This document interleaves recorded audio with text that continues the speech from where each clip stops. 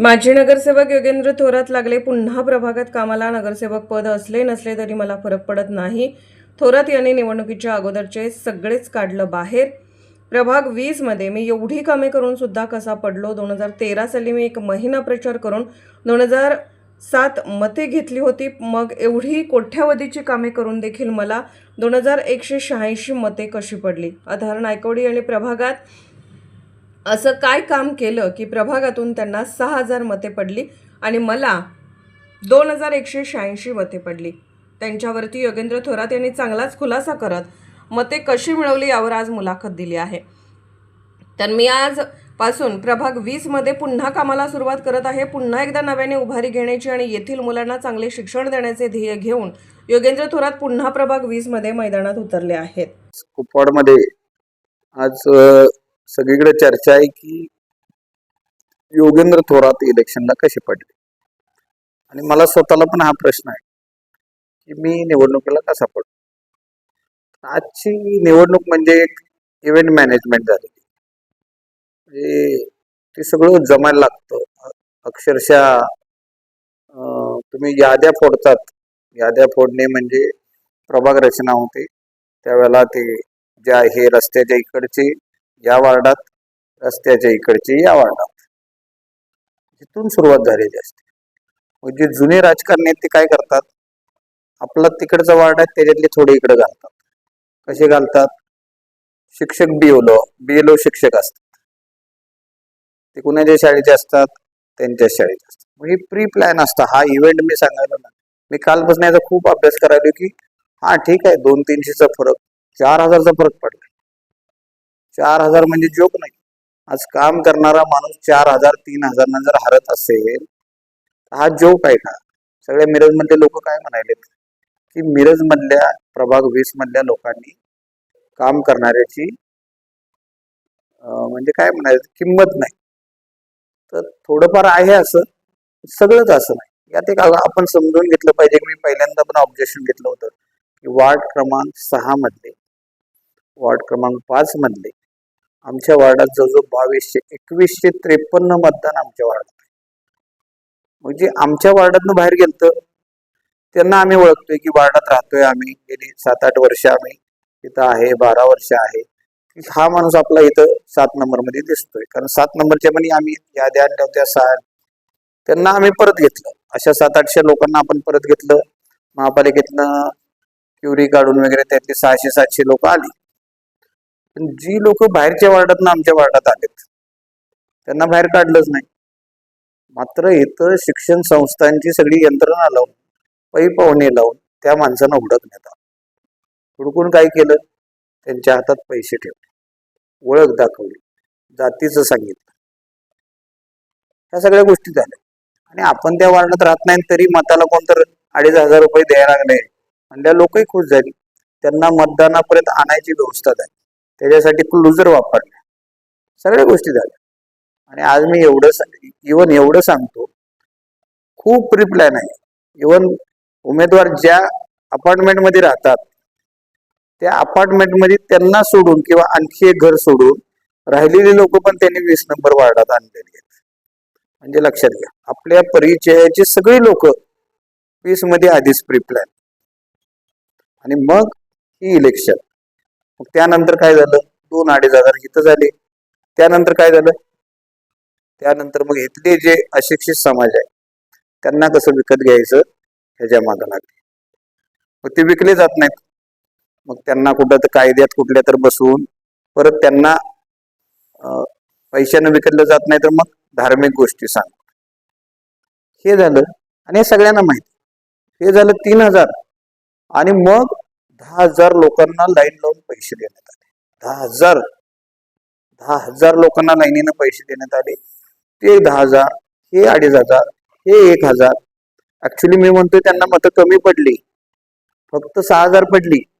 ह्या सगळ्या प्लॅनिंग नंतर त्यांना 13,000च्या 13,000 मतं त्यांना पडायला पाहिजे. मात्र कित्येक लोकांनी येणं टाळलं, त्यांनी पैसे देऊन आम्हाला मतदान केलं. आम्ही बिन पैशाचे आहोत.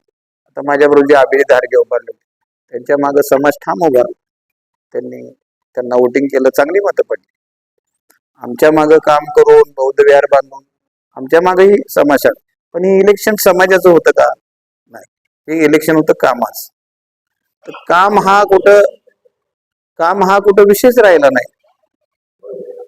काम हा विषयच कुठं आमच्या प्रभाग 20 मध्ये काम हा विषयच कुठं राहिला नाही. जात पात पैसा दबाव.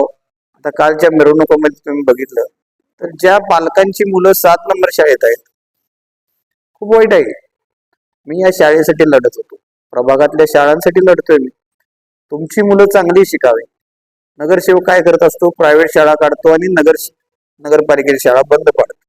या शाळा भविष्यात आणखीन चांगल्या होण्यासाठी मला ही सगळे इलेक्शन लढायचं होतं. आज तुम्ही पाहिलं तर मी ज्या प्रभागात राहतो तिथे एक साधा मुलगा एससी पुरुष मधनं उभारलाय आणि तो निवडून आला.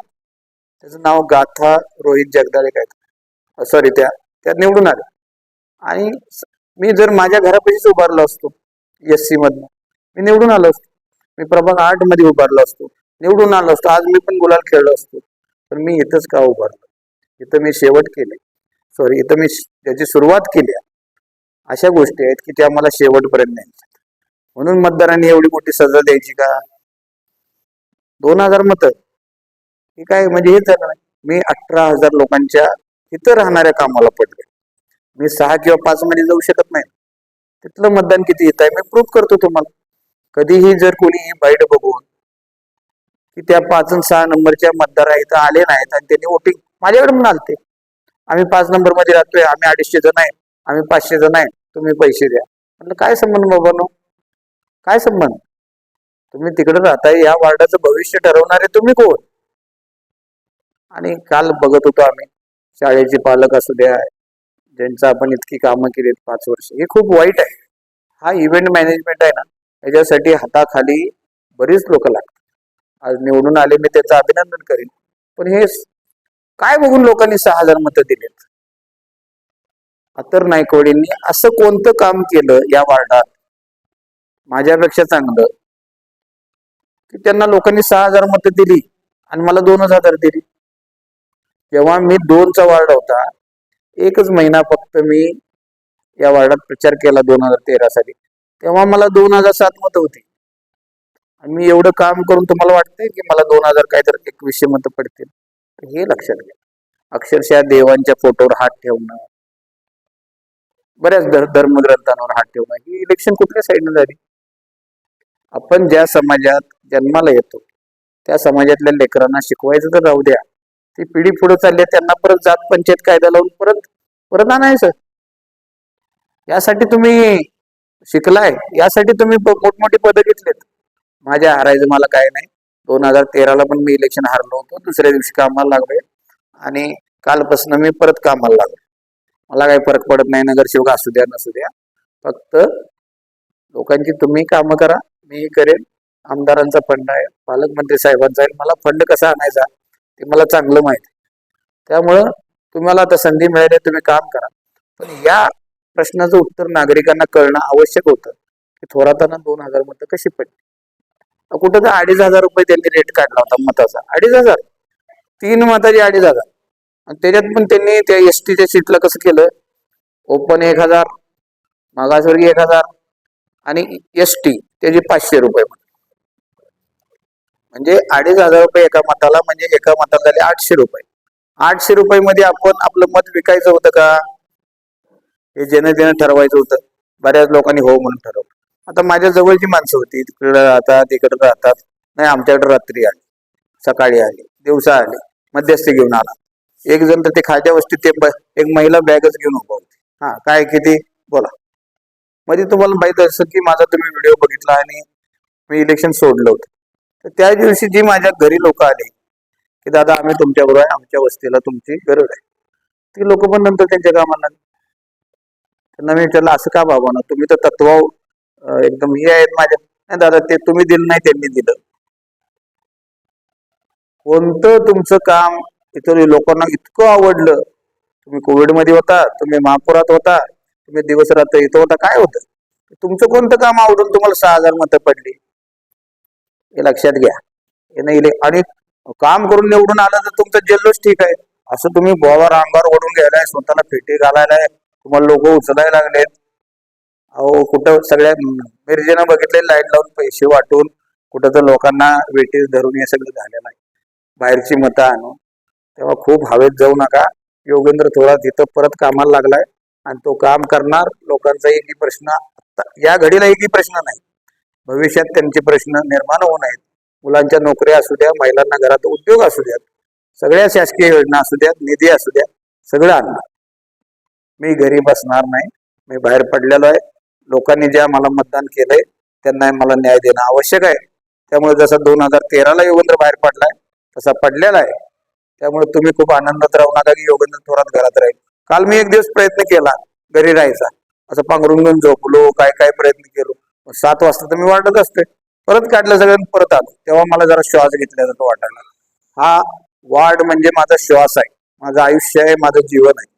इथं आल्याशिवाय इथले प्रश्न सोडवल्याशिवाय, उलट मी असं म्हणतो की ज्या अशिक्षित थोडं कमी शिकलेल्या लोकांनी हा निर्णय चुकीचा घेतला, त्यांना मी चांगलं शिकवेन त्यांच्या लेकरांना की पुढची पिढी असे चुकीचे निर्णय, चुकीचे म्हणण्यापेक्षा विचार न करता निर्णय घेणार नाही, भविष्याचा विचार करल. त्यासाठी मी त्यांच्या भविष्यात त्यांच्या बरोबर आहे, कुठेही गेलेलं नाही. योगेंद्र थोरातांनी वचननामा काढला होता. त्या वचननाम्यामधल्या 90% गोष्टी आपण पूर्ण करू. कृष्णा घाट पर्यटन स्थळ झालेलं. आता मी अशा गोष्टी सांगणार नाही, कारण मग हे काय नगरसेवक झाले लोक कसे होऊ नयेत त्याच्या मागे लागतील. त्यामुळे मी ज्या गोष्टी सांगितल्यात बऱ्यापैकी त्या पूर्ण होतील. आणि मुलांच्या शिक्षणात तर मी कुठेही कमी पडणार नाही. गोरगरिबांच्या मुलांचं शिक्षण असू द्या, त्यांचं आरोग्य असू द्या, त्याच्यात योगेंद्र थोरात कायम पुढे राहील आणि ते पूर्ण कर. माझा पराजय झाला ही मला वाटतच नाही. मी रिलॅक्स आहे एकदम. मला काय ते जय पराजय हा फक्त एक तारीख होती माझ्यासाठी. 15ला निवडणूक आणि 16ला निकाल. मला तिथं खूप, मी त्या निकालाची इथं पण सिरियस नव्हतो, मी येणार पण नव्हतो. निकाल काही लागू द्या, मी माझ्या कामात असतो. कुठं मागची 2.5 वर्ष आम्ही नगरसेवक होतो तरी आम्ही कामातच होतो. आज माझी लढाई एका आमदारांची होती, जशी आमच्या मनोज सरकारांची लढाई एका खासदारांची होती. त्यांनी ती लढाई केली, मी लढाई केली. तिथं पण काय झालं तुम्हाला माहित आहे, इथं पण काय झालं माहित आहे. त्यामुळं आम्ही लेकरं, आम्ही या वार्डात आम्ही पोरकं होऊ देणार नाही. इथली लेकरं आमचे आहेत, ते त्यांच्या मुलासाठी लढले, मी तुमच्या मुलासाठी अजूनही लढणार. आमचे मनोज सरकार असतील ते तिथल्या लेकरांसाठी लढतील, त्यांनी त्यांच्या पुतण्यासाठी लढले. तिथं खासदारांबरोबर लढाई होती, इथं आमदारांबरोबर होती, पण मी मागं सरकलो नाही. मी दुसऱ्या वार्डात गेलो असतो, मी गुलाल लावून आज फिरलो असतो. पण मला नुसतं गुलाल महत्वाचं नाही, लोकांसाठी संघर्ष करणं महत्वाचं आहे.